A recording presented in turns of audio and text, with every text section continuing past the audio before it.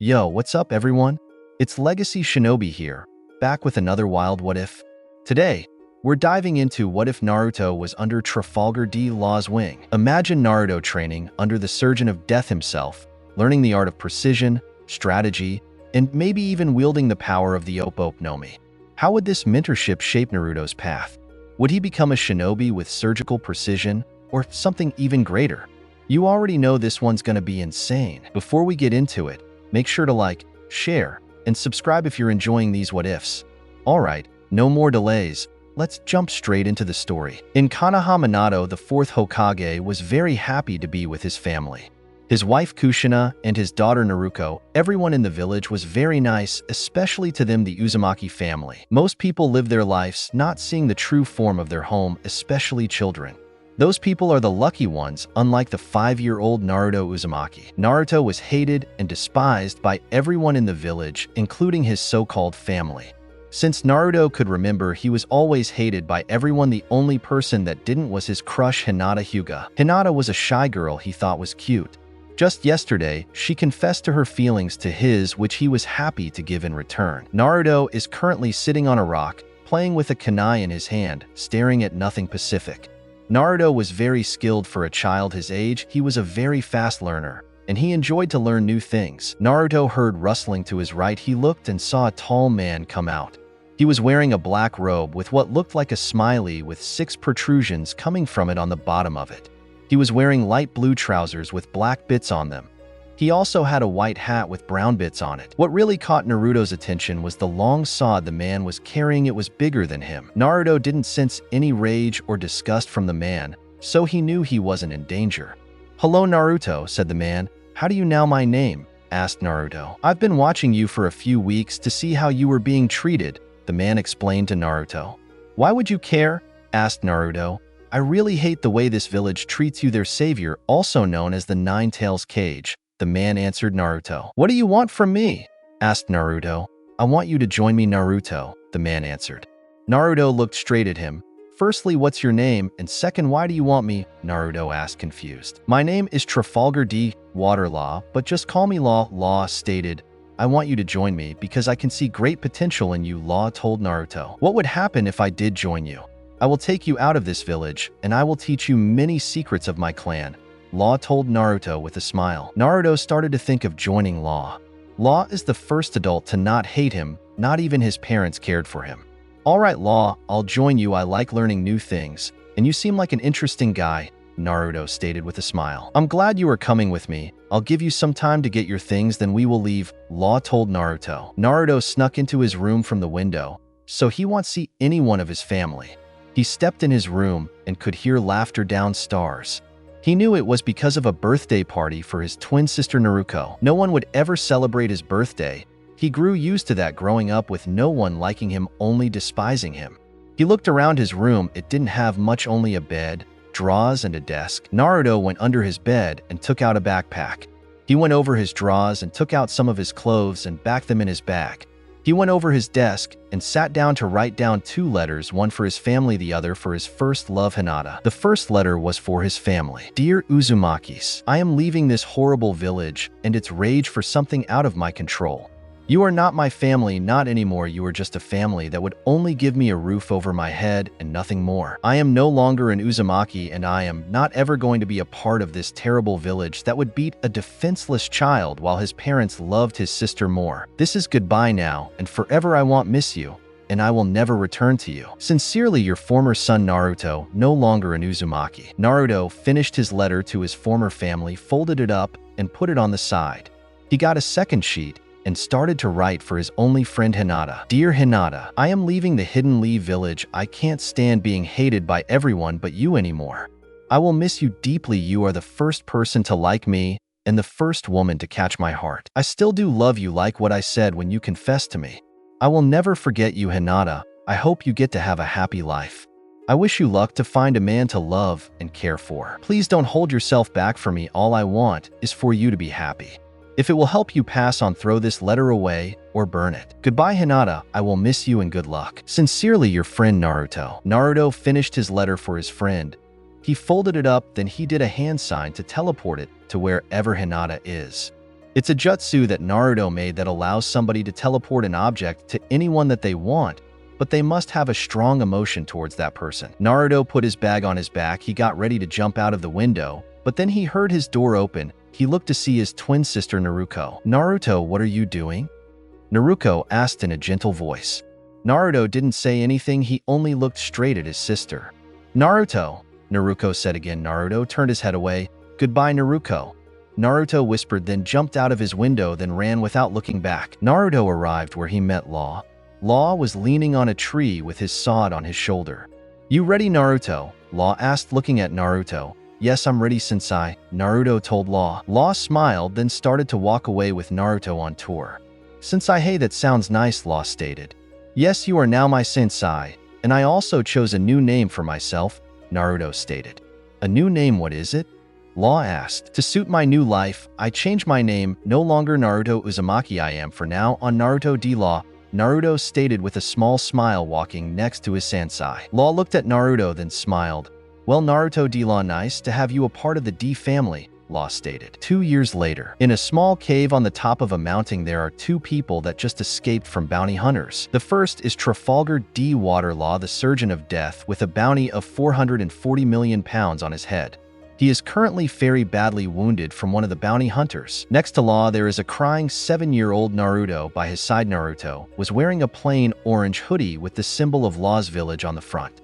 It's the logo of Law's pirate flag on one piece. He was wearing black trousers. He also had a small version of Law's sword on his back. For the last 2 years, Law has been teaching Naruto everything he knew, all of his medical skills, information of his clan, story of the D family, and his swordsmanship. They were out looking for food when a group of bounty hunters came out of nowhere. Law and Naruto only just escaped, but Law got badly injured and now he is slowly slipping past life. Naruto was crying. He knew Law was going to die any second by the wound on him. Law, please don't die," Naruto cried out to Law through tears. "I'm sorry, Naruto, but my time is up," Law said between breaths. "I want to give you my bloodline, Naruto." Naruto looked at Law shocked. "You mean you want to give me the Operation Bloodline?" he asked, confused. "Yes, Naruto, I'm going to give you the Operation Bloodline. Only a true member of the D family can process such a bloodline," Law told Naruto. "But I'm not a born D, I changed my name to D," Naruto stated. "True, you weren't born with the name D, but your name is Naruto D Law. That is who you have been for the past 2 years, and for the rest of your life," Law told Naruto. Law lifted his hand up, created a small circle, then whispered room. Then a light blue aura covered both Law and Naruto. "I inherit my bloodline to you, Naruto. You are now a part of the family of D. Everyone who is a D is destined to become powerful, and one day you will just like a D blow up a storm. Be heaven or hell, I will see your storm be released. And you will see me smile at you, Naruto D Law, my student," Law said in his last words, and transplanted his bloodline to Naruto. When Law was done, his room faded away, showing that he was dead. Naruto kept crying to himself, not saying a word. He looked at the back of his hands to see that he inherited Law's tattoos. The word death on his fingers and a black circle with 4 protrusions coming from it, the smaller symbol for Law's village on the back of his hand, but they were the only tattoos he gained. Naruto stood up, having his eyes covered by the shadow of hid here. "Look what we have here," a voice said to the entrance of the cave. Naruto looked to see the bounty hunters from earlier looking at him with smiles. The bounty hunters were saying something, but Naruto couldn't hear them. He felt some sort of energy awaken from his body. Naruto felt a burning power awaking inside of him. By awakening this newly power, he could feel the wind and are around him. He could even feel the type of clouds that were up in the sky. Information entered his head, telling him what he could do with his newly found power. Naruto looked straight at the bounty hunters with a smile on his face. He lifted his hand up, noticing his nails have become sharper like claws from a fierce fox. Naruto did a quick, swift motion with his lifted arm and controlled the wind to slice the bounty hunters to shreds. Blood and body parts were everywhere. Some blood went on Naruto. He looked back at Law's body, then whispered, "I will make a storm blow up one day, and I will see you then, Law." Naruto turned around and left the cave while placing a paper bomb on the entrance. The cave blew up so no one can ever see what happened there ever. Naruto walked through the forest, then ended up by a lake. He decided to have a wash in the lake, mainly because of the blood on him. Naruto took his sword of his back and leaned it on a rock. Then he took his hoodie off. He started to wash it while topless. He looked at his reflection. What he saw was him with fox ears on top of his head and a fox tail attached to the bottom of his back. Naruto was surprised to see him with fox features, but stayed calm to not overreact. Naruto lifted his hands and felt his fox ears to make sure they were real. Then he felt his foxtail for the same reason, and he finished feeling them. He concluded that they were in fact real. "Kurama, are you the reason that I have fox features?" Naruto mentally asked his demon friend that he became friends with through the years. "Yes, we have become nearly like one being. When you are in this form, all of your chakra is my chakra, but when you are in your own form, you only have your own chakra," Kurama explained to Naruto. "Also in this form, you can control your own element in ways no other person can in their entire lives." Kurama finished his explanation. Naruto sighed. "I guess I have a lot of training ahead of me to control my new powers," Naruto said to himself out loud. 2 months later, Naruto was wandering through the woods in his human form, not looking for anything specific. All of a sudden, Naruto heard voices. He went to check it out. When he got closer to the voices, he started to smell poison, very deadly poison. Naruto reached the source of the noise and found 3 hidden mist ninjas. One was a red-headed woman in a blue dress. Second was an older man with an eye patch on his right eye. And the last one was the youngest of them. He was in a blue jumper with blue armor and cow-panted trousers with blue hair. The blue-headed one was lying on the floor with a painful look on his face. The red-headed woman was worried about him, trying to help him, while the older man with an eye patch was a bit worried. "Chojuro, are you okay? Speak to me," the woman asked worriedly to the blue-headed one. "Chojuro needs a doctor and fast," said the eye patch man. Chojuro was in too much pain to speak. Naruto looked at the 2 ninjas that was worried about their teammate. He felt happy that they were caring so much for their wounded teammate. Naruto decided to help them if they would allow it. Naruto walked in view of the mist ninjas. Both went in defense mode. "Who are you?" asked the eye patch guy.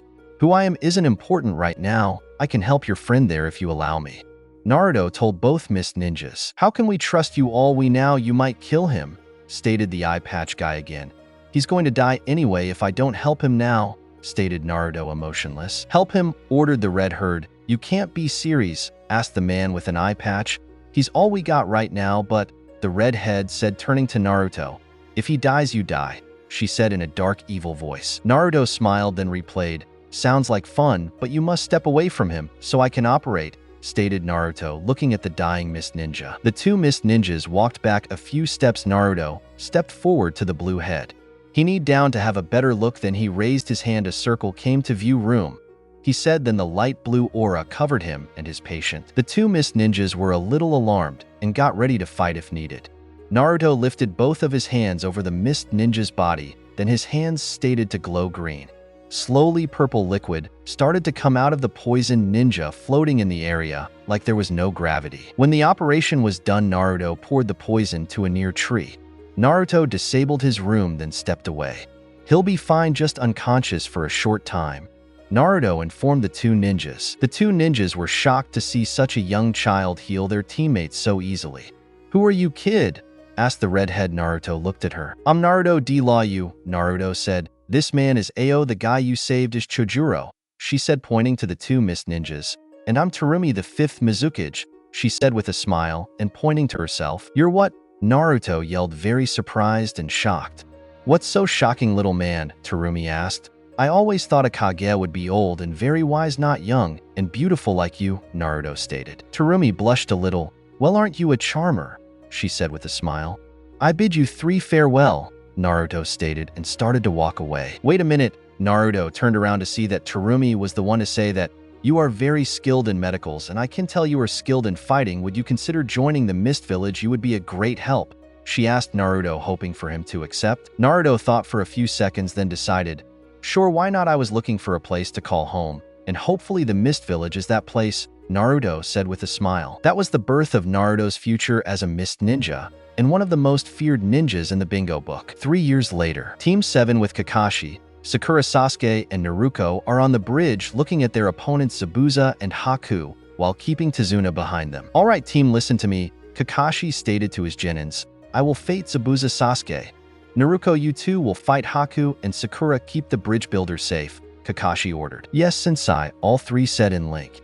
"You those little brats and that bridge builder are going to die here," Kakashi Zabuza stated to his enemies. Before Kakashi could respond, a child that looks to be at the same age as his team blurred in view between his team and Zabuza. The boy was wearing a yellow hoodie with black on the shoulders and sleeves with a smiley with 6 protrusions coming from it on the front. He had black baggy trousers on. He also had yellow bandages covering his face like Zabuza. His hair was spiked and yellow, resembling the 4th Hokage. He also had a tattoo of the word death on his fingers and a black circle with 4 protrusions coming from it on the back of his hand.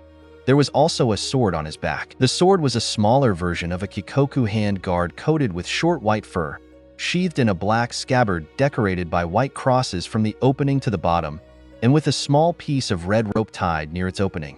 Just imaging Law's sword in a smaller form to fit on someone's back. He was wearing a hidden mist headband on his head. "Hello, Zabuza, Haku," the boy said to the 2 ex-mist ninjas. Zabuza had a very shocked look on his face to see the newcomer, then he relaxed. "It's been a while, Law. What are you doing here?" Zabuza asked the boy now known as Law.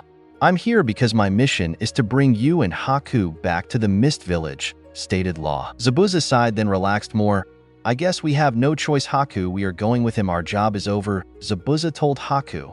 "As you wish, Zabuza," Haku said, bowing to his master. Law turned around to look at Team 7 and Zabuza. "I apologize for the trouble these mist ninjas caused you," Law stated to them while bowing. "No apologizes needed," Kakashi said to Law. "You can call me Law, and for the trouble that has happened I will help with your mission to protect that bridge builder from Gato and his men," Law stated to them. "We don't want to be a bother," Kakashi said, scratching the back of his head.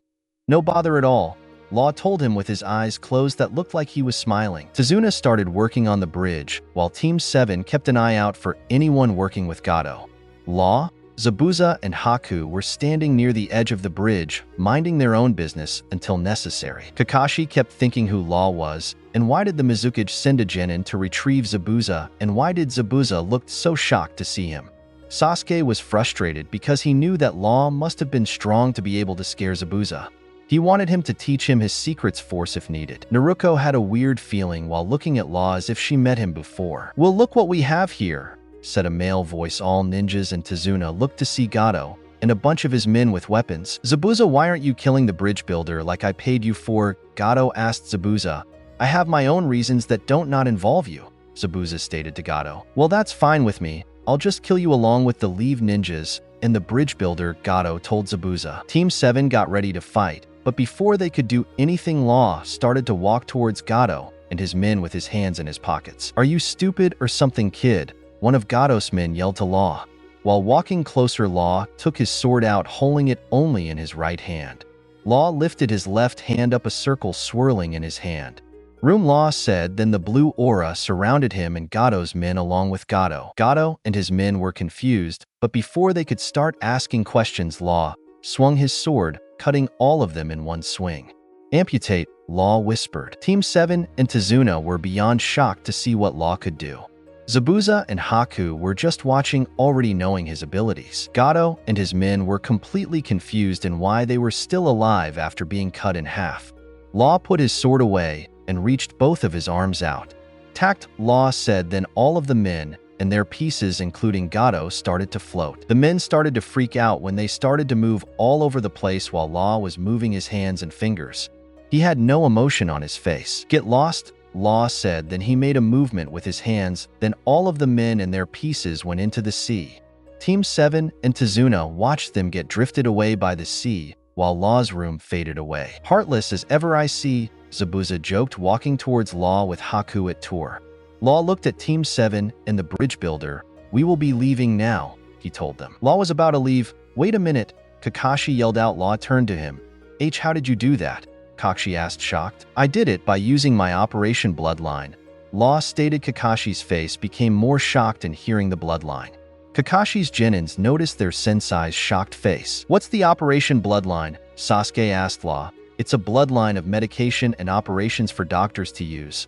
I'm the last of my clan. The others were killed because my bloodline is much feared as the ultimate bloodline, Law described to Sasuke. Sasuke wasn't very happy to hear that his bloodline was so feared to be so strong. This is goodbye for now, but I might see you in the Chunin exams, Law said, then left in great speed along with Zabuza and Haku. Village hidden in the mist. Law is currently in the Mizukage office while Zanuza and Haku waited outside of the doors till asked. I see your mission went well, Terumi stated to her favorite ninja. Yes, Mizukage, I have, Law told her. How many times have I told you to call me Terumi Naruto? Terumi pouted playfully to him. Terumi studied Naruto's excretion and could tell he wanted to tell her something. What is it that you want to say, Law? Terumi asked. On my mission, I saw a hidden Leave Genin team on a mission to protect a bridge builder from Zabuza, Law explained to her. Terumi knew he wasn't saying something. Come on, Naruto, you can trust me. What was troubling you about their team? She asked nicely. One of them was Naruto, Naruto told her. Terumi looked saddened by hearing that, knowing very well who he was talking about. She stood up from her desk and walked towards Naruto. Terumi kneeled down to him and gave him a hug, knowing he likes having a hug from his mother figure. Law hugged her back with his head on her neck, taking in his mother's scent. While hugging Terumi, Law gained his fox ears on his head and his foxtail that started to waggle. Terumi pulled away. I'm glad to see you still like my hugs and to see your beast form. You look so cute, she said with a smile. Law started to blush. You know that I can't control my form. If I'm happy near someone I sense as a member of my family, Law stated with a deeper blush. Terumi stood up, worked to her desk and sat down. You are free to go now. Please send Zabuza and Haku in when you leave, she told Law. Law got rid of his fox features and started to leave the office. Before Law reached to the door, see you later, Terumi, he said before he left the office while telling Zabuza and Haku to go in. Hidden Leave Village. Team 7 just arrived to their village. Alright, I will go tell the Hokage about the mission while you guys go have something to eat, Kakashi told his genins, then disappeared in a puff of smoke. Sakura, Sasuke, and Naruto were silent for a while. Let's go get some barbecue, Naruto suggested. Sakura and Sasuke agreed, so they headed to get some barbecue. When they got there, they met the rest of their teammates that also made it to Genin. Hey guys, how is it hanging? Kiba yelled. So troublesome, Shikamaru moaned. Sakura, Naruto, and Sasuke joined their friends for some barbecue. The others could tell there was something bothering them. So what's wrong with you guys? Ino asked them. We had a troubling mission, Naruto said to them. So what happened to you? Upset you? Hinata stuttered. Team 7 explained to the others about their encounter with Zabuza and Haku. Then they explained about Law Genin around their age being very strong and weirdly familiar to Naruto. Hokage office. Kakashi just told his former sensei the Hokage that the mission was complete. Very good, Kakashi. Is there anything you might need to report? Said Minato, the 4th Hokage. Yes, a young genin around the same age as your daughter came to get Zabuza because of a mission. I was very confused in why the Mizukage would send such a young child to retrieve Zabuza, Kakashi explained. Minato nodded. The boy's name was Law, and he had the Operation Bloodline. He said he might see us in the Chunin exams, Kakashi stated lastly. Minato looked at Kakashi with a shocked expression. Are you sure he had the Operation Bloodline, Kakashi? You must be very sure, Minato asked seriously. Yes, Hokage, me and my team saw him use it to ourselves, Kakashi stated. Alright, that will be all. Please leave, Minato asked. Hey. Yes, sure, Kakashi said before leaving the Hokage office. Leave village gates. Mizukage just arrived with her 2 bodyguards, Ao and Chojuro, on each side of her. Behind them is the one-man genin team of Law. When they just passed the gates, 2 Umbu came into view in front of them. Greetings, Mizukage, we have been waiting for your arrival, said the female Umbu that had a mask that looked like a monkey. She also had purple hair. The other one was a male with his hair sticking upwards. He was wearing a bird mask. We will be escorting you to your sleeping arrangements, he stated. Thank you, please lead us there right away, Terumi stated to the Umbu. Terumi looked towards her genin. Law, you can go look around if you want. You can come find me when you are ready, she told Law. Okay, I'll go look around. I will see you when I see you, Law said before he started to work away to have a look at his former village. While Law walked around the village, he was happy to know that no one reorganized him thanks to his yellow bandages. He found himself in Ichiraka Ramen for his favorite meal. He entered the store and sat down. May I take your order? Said the brown-haired woman that he remembered that was nice to him when he was here. Yes, I would like some miso ramen, please, Law asked kindly. Coming right up, the women told him before going to tell her dad about the order. Law took his sword of his back and put it next to him, leaning it on the counter before he proceeded to wait for his ramen. The waitress came back and set the ramen in front of him. "Thanks," Law said while handing the money for the ramen. Law made a small hole between his bandages so he could eat and still have his face hidden. He was halfway through his ramen when he saw a red-haired woman enter. The women he recognized as Kushina Uzumaki, his former mother. Kushina sat 2 stools away from him and ordered some ramen. Law ordered a second bowl at the same time. Both his and his former mother's ramen came at the same time. While Law paid for his ramen, he noticed Kushina being worried, going through her pockets. I forgot my wallet," she admitted to Ayam. "Sorry, Kushina, no money, no ramen," Ayam explained to her. Law looked to see that Kushina was upset for not having a bowl of ramen. "I'll pay for her ramen," Law told Ayam. "Why you what?" Kushina asked, shocked. "I will pay for your ramen for you," Law repeated, then handed the money to Ayam before she left. Law started to eat his second bowl when he noticed Kushina sit next to him. "Thank you for paying for my ramen. I hope it wasn't any trouble," she said. "No trouble at all, Kushina," Law told her. "You know my name?" Kushina asked, surprised. "Yes, you are the wife of the 4th Hokage, and also known as the hot red-blooded habanera," Law responded. "Well, thank you for the ramen, but what is your name?" Kushina asked. "You can call me Law," Law told her. "Are you here for the Chunin exams?" Kushina asked, interested. "Yes, I am. That's why I am allowed to stay here until they are done," Law stated to her. "My daughter might go to the Chunin exams," Kushina explained excitingly. "I guess I will see her in the exams then," Law responded. "Yes, I also had a son around your age 5 years ago," Kushina explained sadly. "What happened to him?" Law asked, making it look that he doesn't now. Kushina looked down in a very sad mood. "You don't have to tell me if it is too painful for you," Law explained to her using his acting skills. "No, it's fine. I have been keeping this deep inside for a long time, only talking to my husband about it, and I feel like I can trust you," Kushina started. "When my kids were born, the 9 tails was sealed inside my son. Without knowing it, me and my husband was ignoring him while picking his sister over him. On their 5th birthday, he ran away, leaving only a letter telling us he left and saying he wasn't a part of the family anymore," Kushina explained with small tears in her eyes. Law was a little shocked to hear that she was saddened about him leaving 5 years ago. Thanks to the 2 years with his sensei, he learned to not hold grudges to people. He felt no anger towards his former family, so he was fine to talk to his former mother. "I'm sorry to hear that, and thanks for trusting me to tell that story to. And if you would allow me, I would like to tell you about my family, so you won't have to worry about me using this information against you," Law told Kushina. She just nodded a response. "Ever since I was born, my family despised me. They ignored me. They didn't feed me. They wouldn't care if people beat me on a daily basis. On my birthday, a man took me away from my family. I started to call him Sensei. He was the only person that was nice to me. He taught me his medical, fighting, and sword skills for 2 years until bounty hunters came after him and wounded him. He was bleeding out.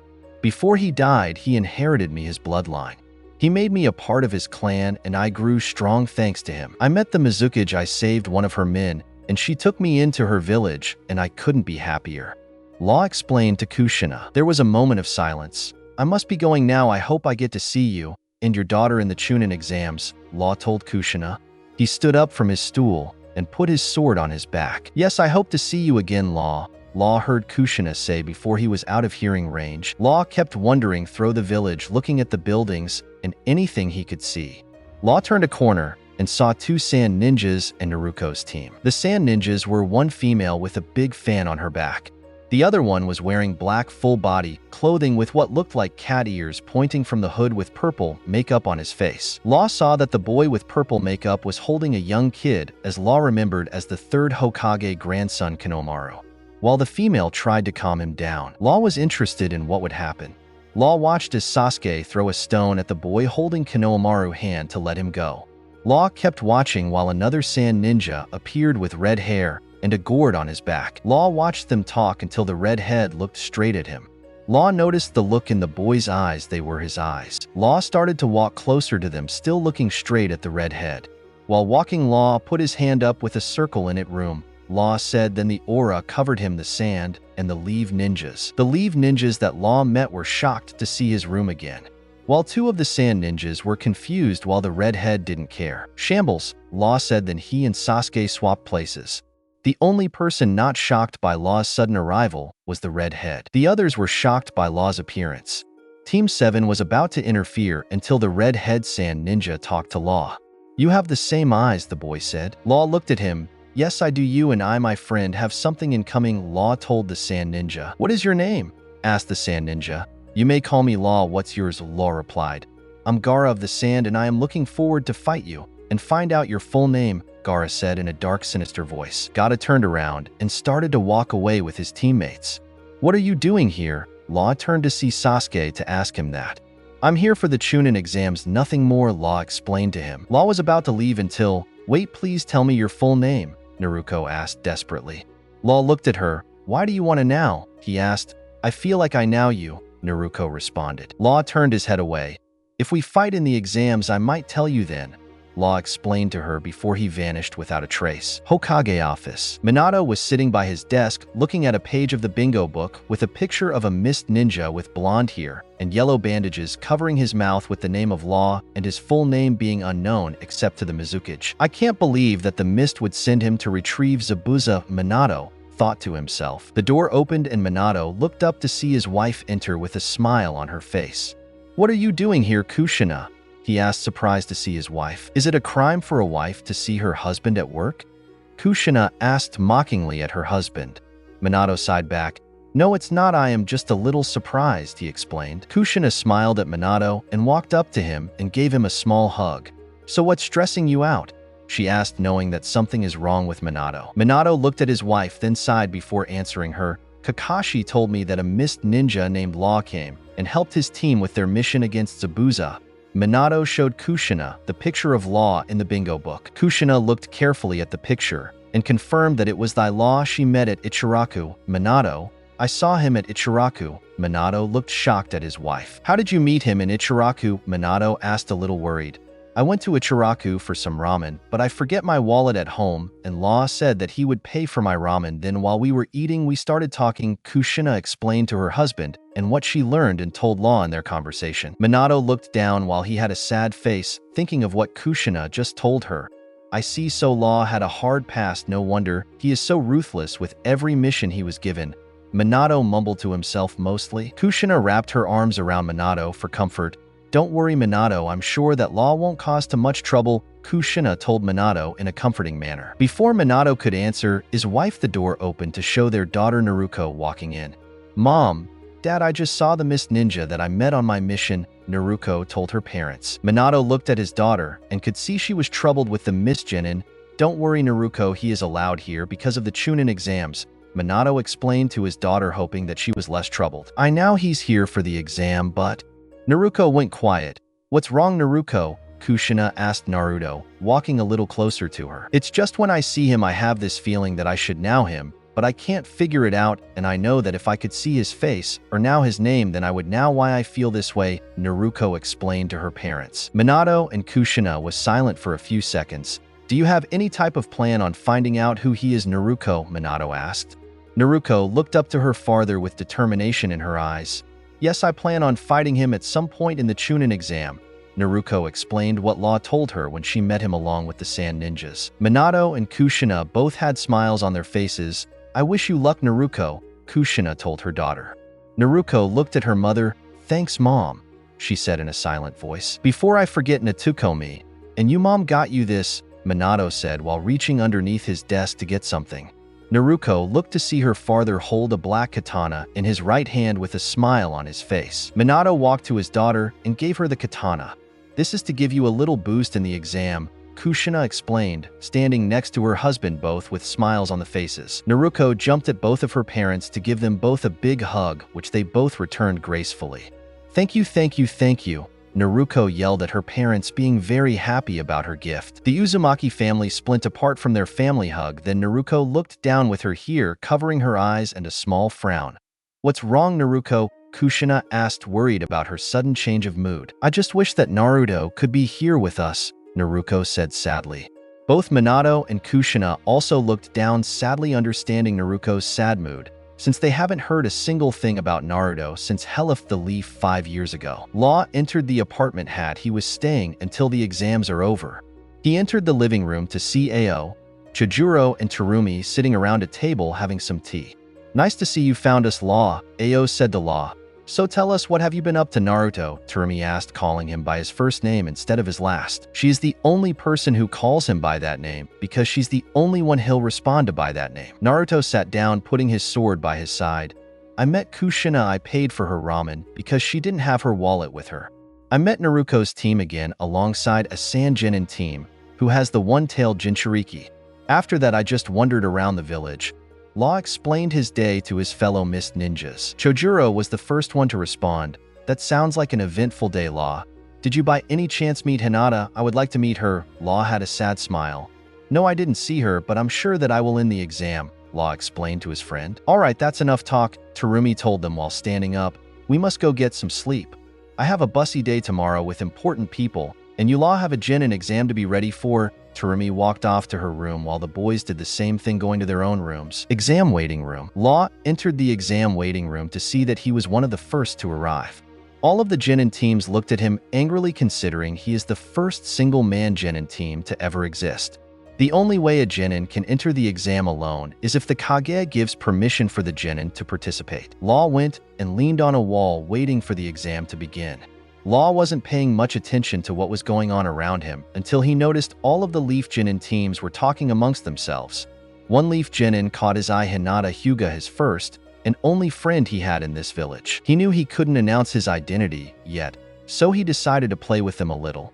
Law walked towards the group, neither of them noticing him coming. He stepped behind Hinata, tapping her shoulder. Hinata was listening to her friends talk about their past and before they became Jinin. Suddenly, she felt a tap on her shoulder. She turned around suddenly to see a boy around her age, blonde with yellow bandages around his mouth like a mask. "Why, yes, and may I help you?" Hinata asked, stuttering in the process. "Yes, I was wondering, by any chance are you Hinata Hyuga?" Law asked her, making it sound like he really didn't know. "Yes, I'm her," Hinata told him. "Why do you want to know that?" Kiba said, interrupting Hinata and Law. Law and Hinata looked to see the rest of the Rookie 9 looking at them. "I don't have any ill intent towards he, if that's what you were wondering.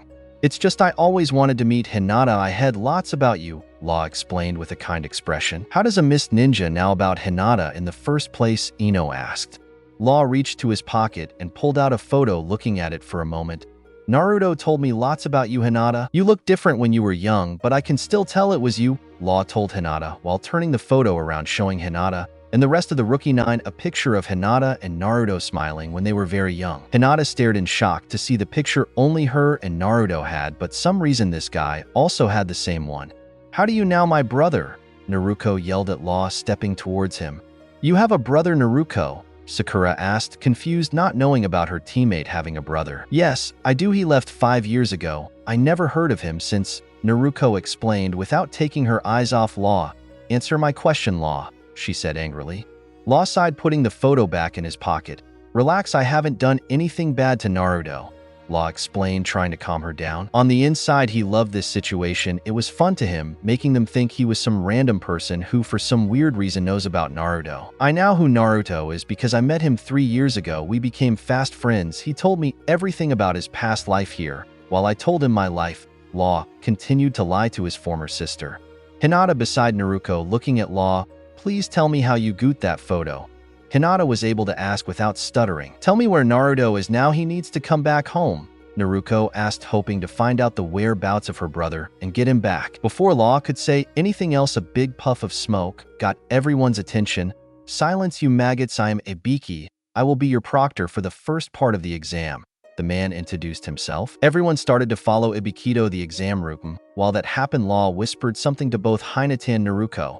"If you wish to know more about Naruto past the first 2 parts of the exam, first the Mappy, then I'll tell you about his whereabouts." Hinata and Naruto got his message, so they made it their goal to pass the exam to find out where Naruto is and see him once again. Law sat down in his assigned seat, which was next to Hinata. Law was able to see the small amount of determination in Hinata's eyes. He believes, because of what he told her before they entered this room. Ibiki explained the rules of the exam. To sum it up in a quick and easy explanation, instead of gaining points, you lose them for each wrong answer. It's a team pass or fail. Caught cheating 5 times, then you and your team fails, and finally one team makes 0 means the team is out. Law smirked behind his bandages. No one noticed of cause. Ibiki finished his explanation and saw worried, scared, and concerned faces all around. His eyes met a mist ninja with yellow bandages on his mouth like a mask with a gleam in his eyes. Ibiki mentally smirked at seeing the one genin with such determination and potential in his future. "Begin!" Ibiki yelled out, forcing many to rush into the questions. Law flipped the sheet and looked the answers. He learned that they are pretty too advanced for most genin. Law quickly learned that this was an information gathering test to find out if we have the proper talents for being a proper shinobi. Law smirked again at this. Lucky for him, he was able to answer most of them pretty easily, but there were ones he couldn't answer. There was no need for him to worry about this test because he will prove to these that information gathering is something he's good at. 1 minute left in the test, so this was when Law decided to show off his abilities.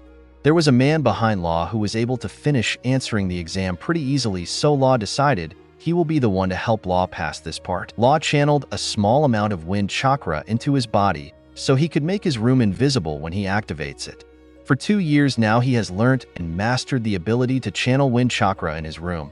More wind he channels into his room, the more invisible it will become. Law, though, before a very pale-looking room surrounded himself, and the man he was concentrating on before he swapped his and the guy's exam sheets without the genin around them noticing. Law made sure that the Chunin looking for cheaters could notice what he did, so they could understand that Law will be very good at finding and getting information. The Chunin around were surprised to notice the ability the Mist Ninja used, and wondered how come they never noticed something like that before through the years. Ibiki took much interest in the Mist Ninja used that ability of his to swap his sheet with a disguised Chunin sheet. Ibiki was able to notice that he channeled wind chakra in the jutsu, which made him think if that kid could channel more wind chakra into it, then the jutsu would be completely invisible. "Alright, pencils down, maggots," Ibiki called out when time ran out. Ibiki mentally smiled at the reactions the genin produced. Many of them showed how nervous and mentally drained they were from the test. Law stayed calm throughout the explanation Ibiki gave about the 10th question. "Sum it up, you can choose to take it or not. If you don't, your team fails. You fail to answer the question correctly, you and your team will never be able to retake the exam ever again." Law knew what Ibiki was doing. He was mentally torturing them, so the weaker ones would break and leave. One by one, many genin left alongside their team, unable to handle the pressure. "Alright, are you all ready for the 10th question?" Ibiki asked the remaining genin. "Will you all pass?" He told the genin. Nearly all had shocked looks on their faces. Law just silently chuckled to himself. Law didn't pay attention to Ibiki's explanation about the true meaning about the test. Suddenly, a figure came bursting into the room through the window on Law's left. A huge banner appeared in front of the room, showing the figure to be purple-haired female, showing lots of skin. "Hello, brats. I'm Anko, your proctor for the second half of the exam." Law and the rest of the genin stood before a huge gate with an even bigger forest behind it. "Welcome to the Forest of Death," Anko told the genin listening to her. Anko explained about the second part of the exam, explaining about that they will spend 5 days surviving the forest from all the dangers, animals, and plants living in it. The rules were that you will need to reach the tower in the center of the forest with both an earth and heaven scroll. Each team was going to have one of the 2 scrolls, meaning they will need to hunt down the other genin teams and take their scroll any way they can. After the explanation, one member of each team was to go in a tent and get one of the scrolls. Once everyone got on each scroll, each Anko called them together for each of them to sign a piece of paper saying that Konoha isn't responsible for any of their deaths. Law finished signing the papers, then stood in front one of the gate entrances, waited for it to open, and the start of the Chunin exam.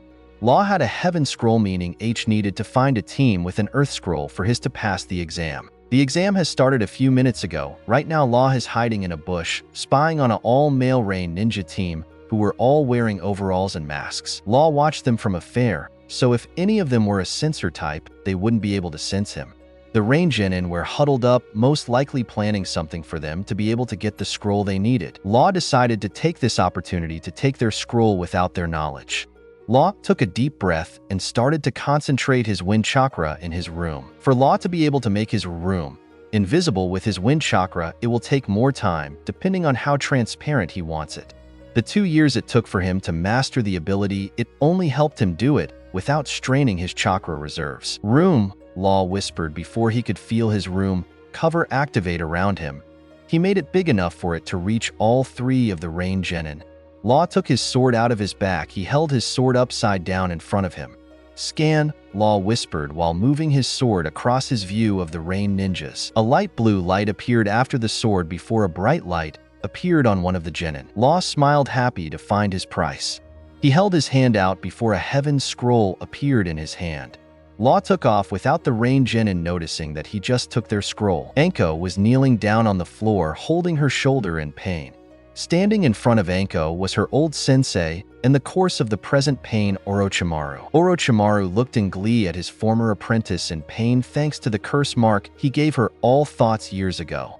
"This is where you die, Anko," he told her before he stretched his arm out, making snakes come out of his sleeve, ready to finish Anko off. Anko looked angrily at Orochimaru, trying to fight through the pain and escape with her life so she could warn the Hokage, but with no luck. Right before the snakes could end Anko's life, she suddenly disappeared and a log in her place. Orochimaru was confused, not being able to understand what just happened, considering Anko shouldn't be able to do the substitute jutsu in her present condition. He looked around trying to find Anko, or the reason how she suddenly swapped places with a log. Orochimaru looked up to notice a blue aura up in the sky. He jumped up the trees to the top to check that out. When reaching the top, Orochimaru found out there was a blue aura shaped as a sphere surrounding a large amount of the forest before it suddenly disappeared. Orochimaru licked his lips, happily hoping that his theory of the aura is true. Anko was just staring at the snakes that Orochimaru sent to kill her, then suddenly found herself in the arms of a mist ninja with yellow bandages around his mouth like a mask. "Hold on just a sec, we have to head further away from that snake creep," the mist ninja said before she noticed that they suddenly arrived at a different location than a second time. Law had swapped places with random stuff in the forest twice in a row to get further away from Orochimaru. Law canceled his room before he carefully put Anko down on the floor. Anko stood on her feet, still holding her shoulder, but the pain dimmed thanks to being further away from Orochimaru. "Thanks, kid, I really appreciate the help," Anko thanked Law. "No problem, I noticed you and Orochimaru on my way to the tower after I got the scroll I needed," Law explained, showing her his earth and heaven scrolls. Anko was impressed with the mist ninja being able to get the scrolls so soon in the exam. "Alright, since we are both going to the tower, why not we go together?" Anko asked Law. "Sure, why not?" Law answered with a shrug. It took the rest of the day for Law and Anko to get to the building located in the center of the forest. Law looked up in the night sky, seeing the stars glow before he looked over to see Anko down in one knee, panting with sweat all over her face. Law stepped towards her before picking her up. "Here, let me carry you until we can get you to a bed for some rest." Anko looked up at Law. But I must tell the Hokage about Orochimaru," Anko said, exhausted between breaths. "Don't worry, I will tell whoever we see when we get in that we have important information for the Hokage. In the time the message ID sent and the Hokage finally arrives, it will most likely be tomorrow in the early afternoon, plenty enough time for you to rest and recharge after all you have been through," Law explained to Anko. She was about to protest, but Law gave her a serious look. "Doctor's orders," Law told her with no room to argue. Anko just sighed tiredly, almost immediately passing out in his arms. Law walked in an empty room with only 3 beds in said room for any genin who finished to rest up until the trial finishes. He carefully put the sleeping Anko in one of the beds, putting the blanket over her, making sure she is comfy. Minutes ago, Law had set his scrolls down that summoned Kakashi. They both thought it was a surprising coincidence. Kakashi saw Anko in his arms and was about to ask about it, but Law beat him to it by telling him that Anko was nearly killed by an enemy ninja, and she had important news for the Hokage, and she needed to rest before she could tell him said news. Kakashi understood and told Law where he can drop Anko of, and where he could rest himself. After that, Kakashi went to notify the Hokage about what happened. Law looked at Anko, seeing her shuffle uncomfortably in her sleep. He looked at her shoulder, noticing the curse mark. Just by one look, he could tell that it was the course of Anko's restless sleep. Law sighed. "I can't just leave knowing I can do something to help her," he muttered to himself. Lifted his left hand up, a circle swirling in his hand. "Room," he said, surrounding himself and Anko in his room. Law took his sword out of his back. He held his sword upside down in front of him. "Scan," Law whispered while moving his sword across his view of Anko's shoulder to analyze the curse mark. His years in the Mist Village has made him an expert at analyzing seals and to dismantle them.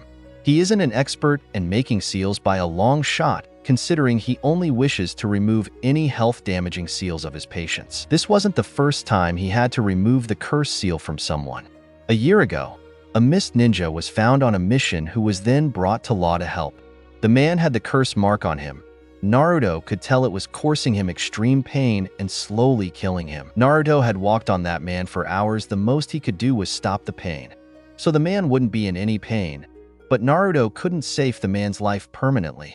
The man died around 3 days later, but in those 3 days Naruto was able to learn much about the seal. He found out it was absorbing nature energy into that person's body, which of course explains the body reaching levels of strength that shouldn't be possible for this man's body structure.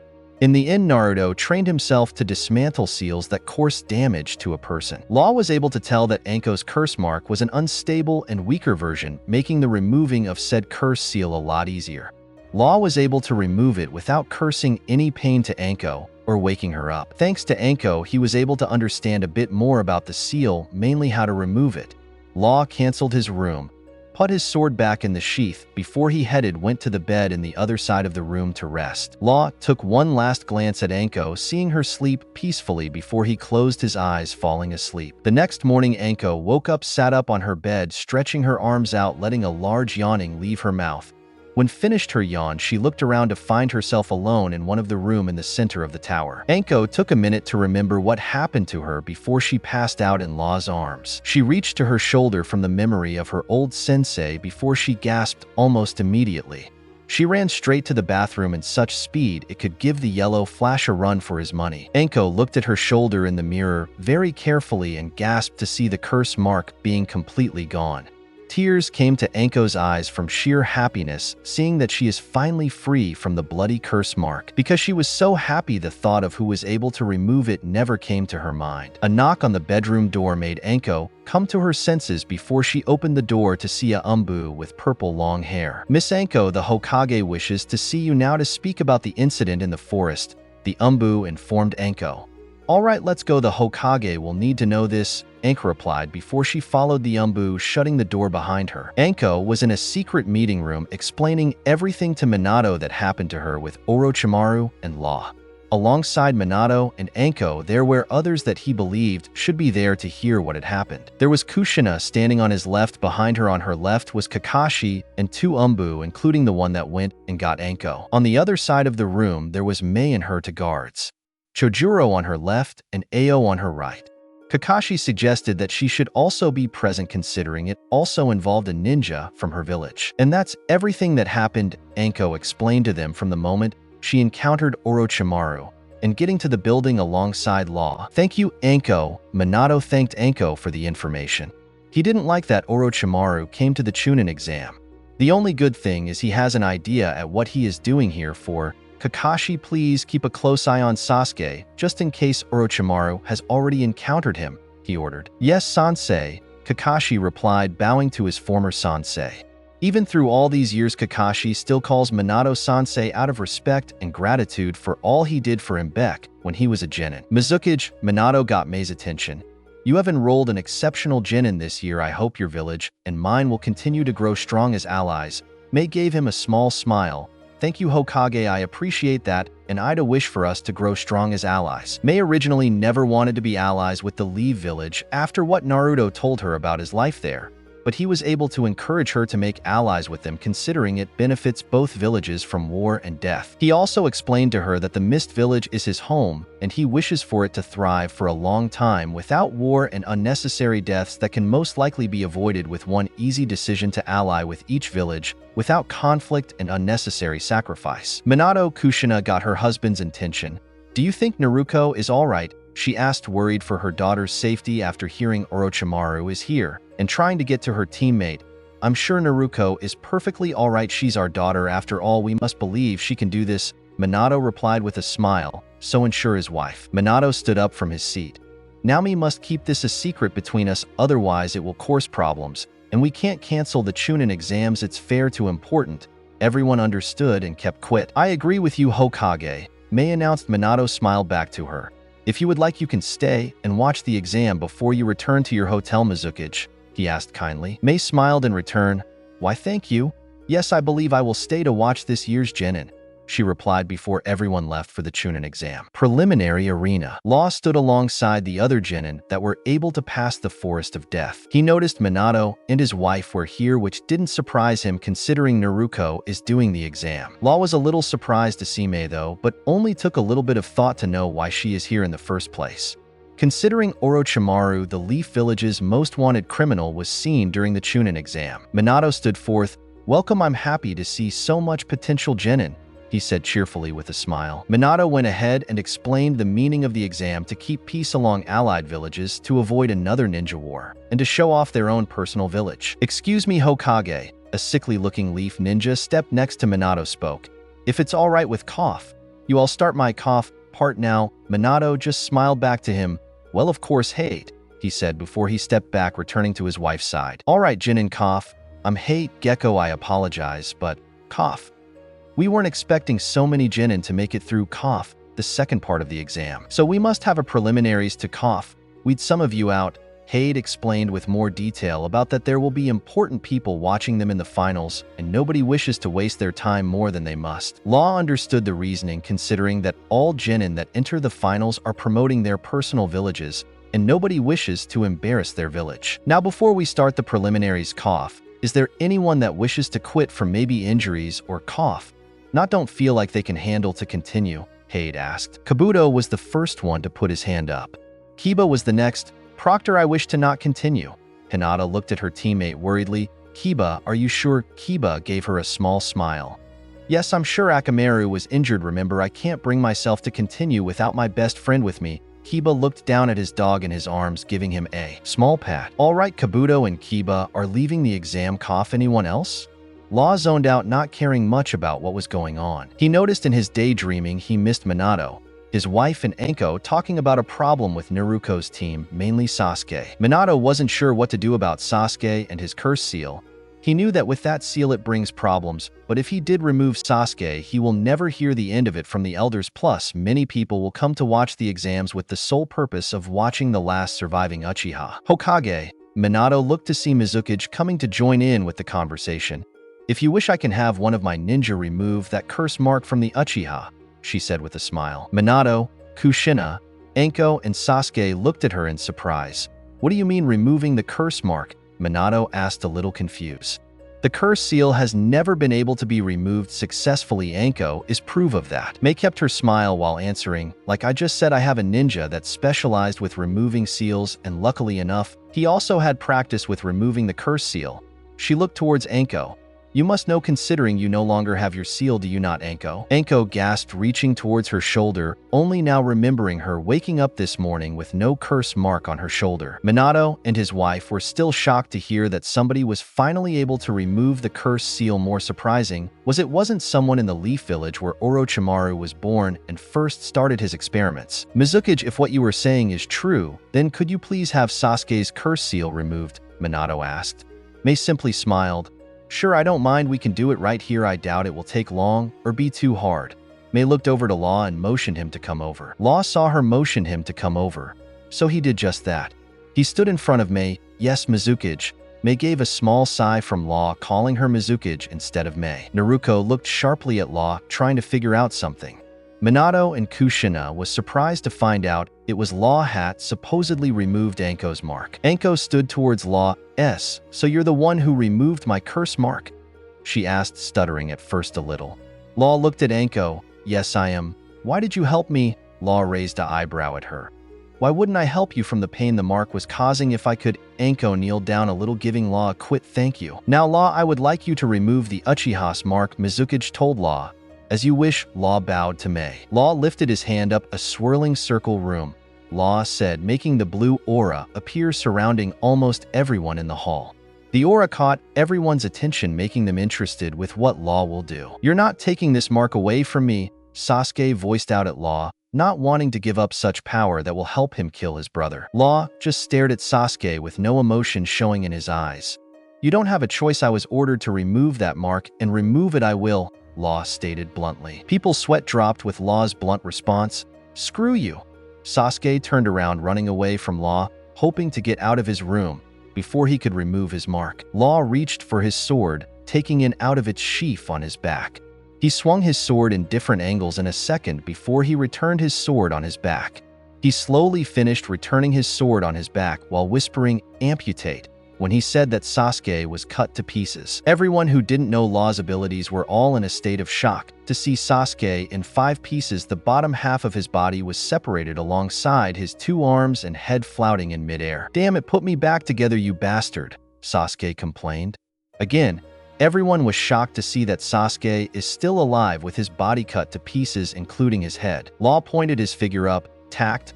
All of Sasuke's parts floated towards him. "I'll return you back to normal after I remove the mark," Law stated before he started the operation of removing the mark. Sasuke wasn't happy with the mark being removed, but even he knew when you can't do anything in a hopeless situation. Sakura was worried about her Sasuke, hoping he will be alright. All the Uzumaki family looked intensely at Law, watching him use his room, wanting to learn more about the Mist Ninja's abilities. "Done," Law stated before he moved his hands about. "Shambles," he called, making all Sasuke's body part float towards each other, returning him back to his original form. Law canceled his room while returning to his spot.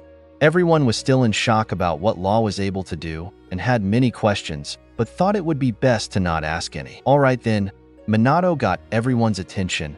"Let's start the preliminaries. First match, can everyone else please go to the stands to watch and wait for your own match," Hate pronounced. All the genin and their sensei went up to the stands to watch the match. Law stood by himself with his arms crossed while leaning on the wall, while all the other adults that aren't genin leaders went up to the booth to watch the matches. Law made sure he paid enough attention to the match to help him learn about each opponent, considering you can never know who you may fight at the final stage. Hate started with explaining the rules. "Now you are able to use whatever you deem fit to help with winning your fight.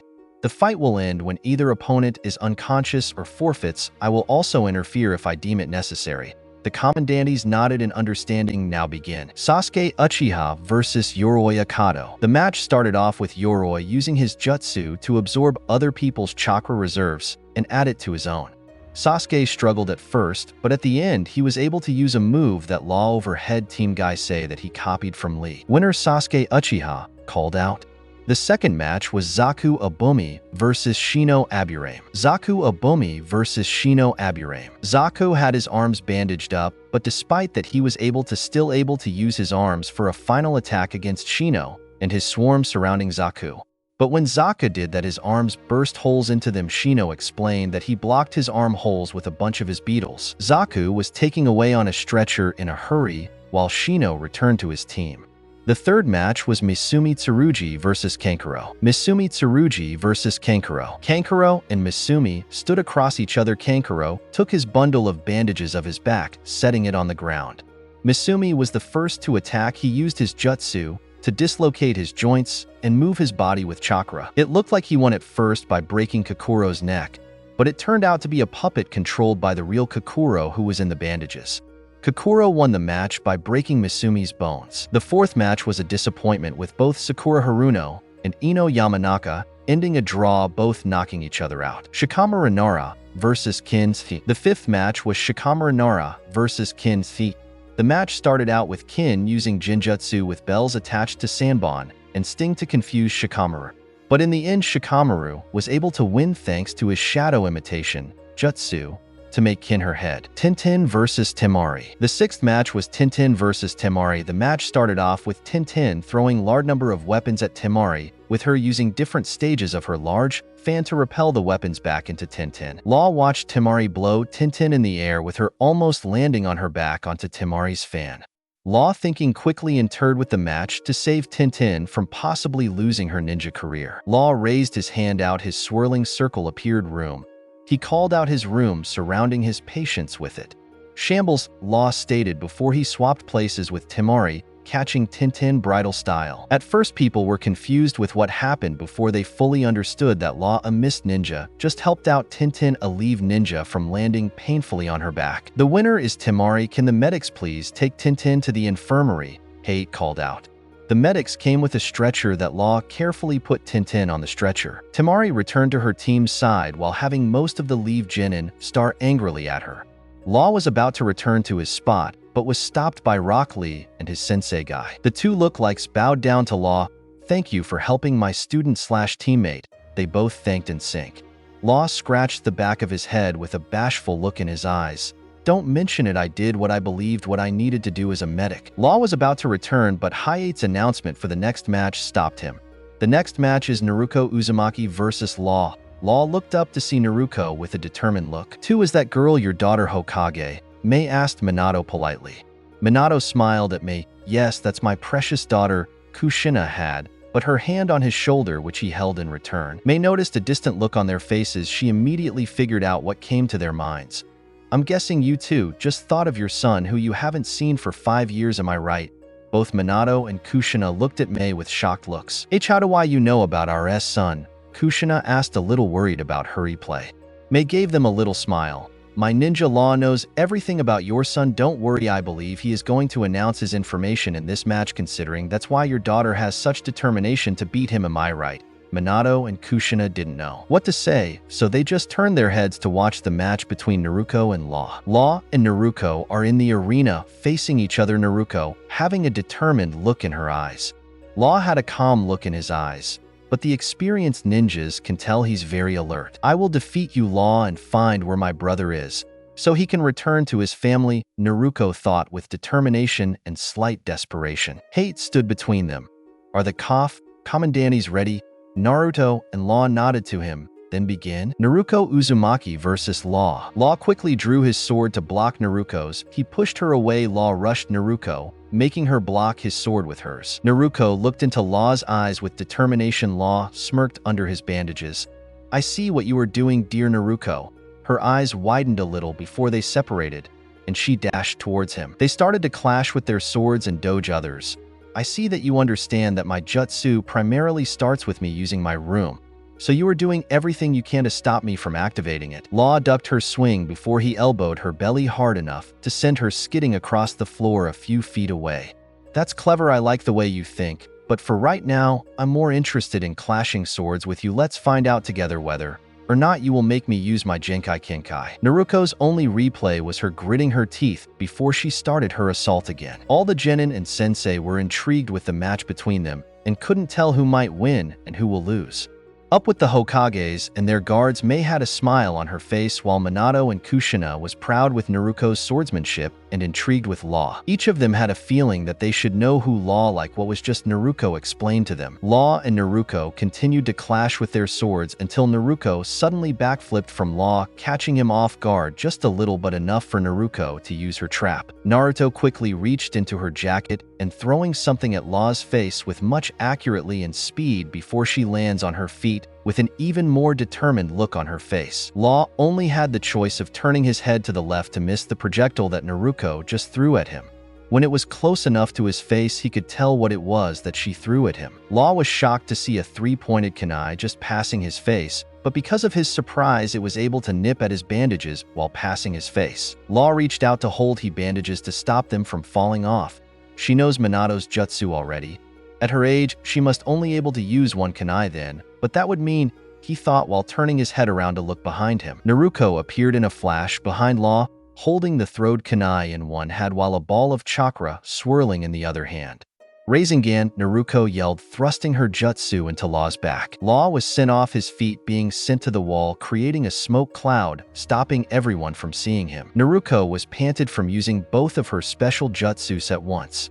She noticed that Law's bandages were on the floor, meaning that she could finally see his face. Minato and Kushina was happy to see that their daughter was able to use those jutsus. Mei was surprised to see Naruto able to use two high-level jutsus, but also impressed. Mei looked at Minato and Kushina with a smile, already knowing what Naruto is planning. "Your family is going to have a big surprise, Hokage." Minato and Kushina looked at her confused. "I'm not going to explain anything, just watch, okay, because I know Law more than anyone and can tell what he's planning." Minato and Kushina decided to take her word for it and continued to watch that match. Everyone watched Naruto panting from using her father's signature move. Naruto investigated the dust cloud that was still in display shadowing Law. "There's no way anyone can get back from that move now." Naruto stood up straight. "Tell me where my brother is, you bastard." A blue aura surrounded Naruto, which she recognized as Law's room. She was shocked and confused at how Law was able to do that with a Rasengan just recently impacted his back. Law suddenly appeared in front of Naruto with his sword returned to his back and his hood over his head, hiding his face. Naruto could only see a smirk in the hood before Law thrusted his bare hand towards her chest where her heart is located. A class-like cube popped out of Naruto's, leaving a cube-shaped hole in her chest before she fell to the ground. Law walked past the fallen Naruto, going towards the cube that just came out of her. He picked the cube up, showing a heart inside said cube, surprising everyone seeing a heart in his bare hand. Law turned his body towards Naruto, still with a smirk on his lips that everyone can see. Naruto lifted her body with a big gasp before she continued to sigh heavily. She struggled to get to her knees. She looked towards Law with a shocked expression in her eyes, seeing a beating heart in his hand. Law reached his free hand to his hood. "It's been a long time," he said before pulling back his hood. Naruto's eyes shrunk in shock alongside her parents' eyes to see a blonde-haired, blue-eyes boy with 3 whisker marks on each cheek, while Mei continued to smile. "Narukami, dear little sister." Everyone was in shock, mostly the Leaf Ninja, to learn that Law the Mist Ninja is Naruto's last long brother Naruto. The Uzumaki family couldn't believe what they were seeing.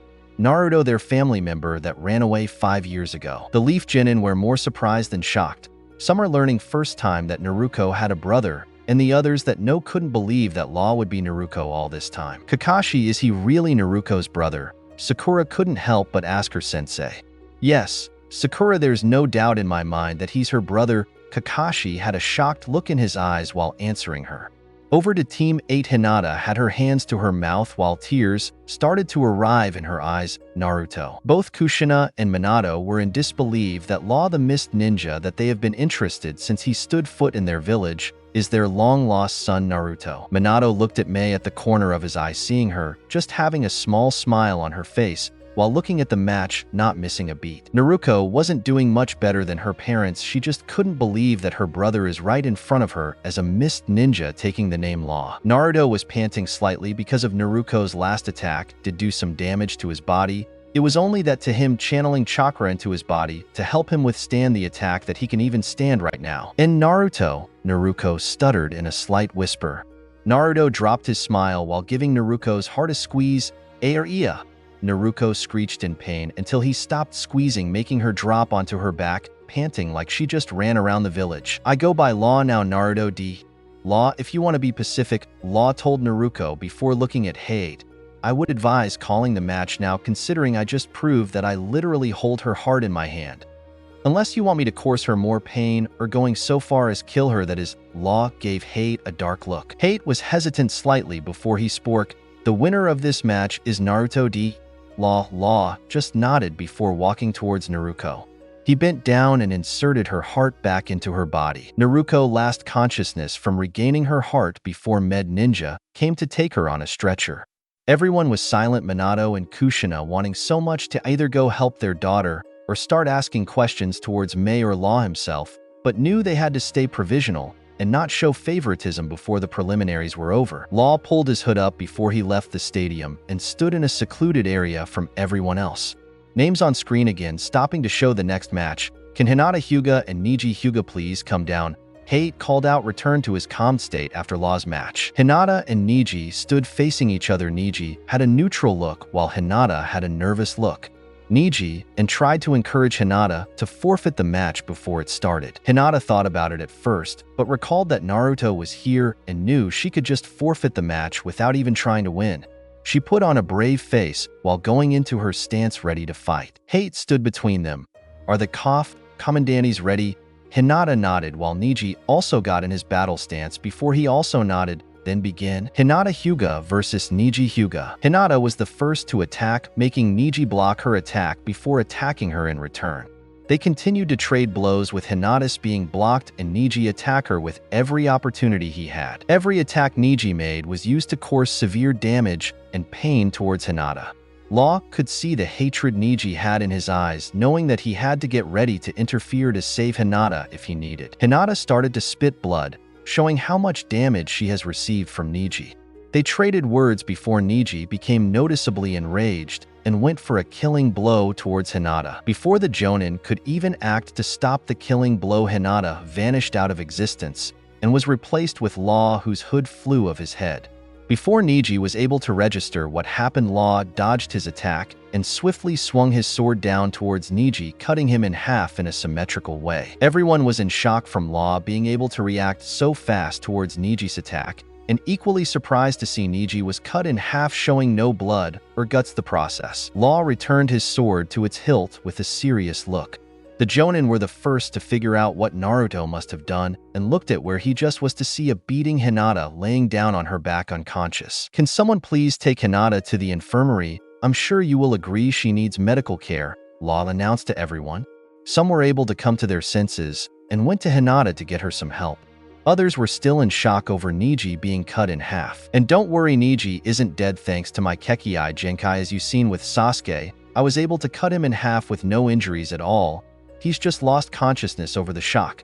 Law expelled to the still stunned individuals before he made some movements with his hands, bringing the two halves of Neji back together like it never happened. Hinata was taken away on a stretcher to be taken care of, while Neji was picked up by his sensei to make room for the next battles to come. Hate got everyone's attention. "Alright, everybody, let's get to the next match." The names appeared on the screen: Gaara versus Rock Lee. Gaara appeared in the field ready to kill. "Come on, let's get it started already." Gaara versus Rock Lee. The match started with Lee constantly trying to hit Gaara, but being unable to because of his sand defense. It was revealed that Lee had no ability to use chakra at all, and only was able to use taijutsu only. Guy Sensei gave Lee promotion to take something off, which turned out to be whites on his legs that surprised everyone with how heavy they were. With the whites removed, it seemed Gaara's sand started to have some trouble with blocking all of Lee's attacks because of how fast he was able to move. Gaara was able to receive damage from Lee the first time in his life. This wasn't enough for Lee to win, and he showed a very advanced technique that increased the person's physical capabilities. Lee seemed to have Gaara at his mercy when he used his move to slam Gaara, not the ground. Lee cancelled his boost of power and fell to his knees out of breath. Lee and most of the views gasped to see that Gaara was still more or less okay with his sand armor, showing cracks all over his body. Gaara reached his hand out towards Lee, making his sand move towards him. Lee struggled to get himself up to avoid Gaara's sand, but he was only able to limit Gaara's reach by just grabbing his arm and leg, which Gaara took the chance to crush both of his limbs. Before Gaara could continue with possibly killing Lee, Guy stepped in, stopping him from doing so. "This match is over. You will not kill my student," Guy told Gaara with an expression saying that if Gaara continues that he will kill him, sand protection or not. Law appeared behind Guy, kneeling over Lee, examining him. His body it's starting to shut down because of the strain of opening 5 of the inner chakra gates, and soon after having his arm and leg crushed, Lee looked at Guy with a serious look in his eyes. "With your permission, I can help with your student's survival, but I must start acting now, otherwise I can guarantee that your student will most likely die, if not lose his ninja career forever." Many were in a state of shock to see Lee in such bad shape. Guy turned to look at Law and bowed. "Please help my student with the best of your capabilities." Law gave a nod in response before kneeling towards Lee's body. Law held out his hand. "Room." He called out, creating a small room to fit him and Lee. Law lifted his hand upon Lee's chest and removed his heart, like how he did with Naruto, but in a much gentler way. Law held the heart between his hands before a spark of electricity appeared to channel into the heart, making Lee gasp. "I just got him to survive long enough for me to operate on him and save his life completely." Law canceled his room, still holding Lee's heart. "Now I need full access to your medical equipment alongside all of Lee's medical records to allow me to save his life and possible ninja carries. Are these requirements acceptable?" Minato stood up immediately. "Yes, you may have full access to anything and everything you may need to help him. Medics, take Lee and follow all of Law's instructions." The medics came in and bowed before the Hokage before quickly but gently take Lee away. Law started to leave. "I guess I must miss the rest of the preliminaries, or well, my Mizukage will tell me what is to be continued." Law spoke out loud to nobody particular while leaving the hall to help his patient. Thanks so much for watching. I hope you enjoyed exploring this what if with me. If you did, please consider leaving a like and subscribing for more videos like this. Your support truly makes a difference, and I'd love to hear your thoughts in the comments. Let me know what you'd like to see next. Until next time, take care and stay tuned for more.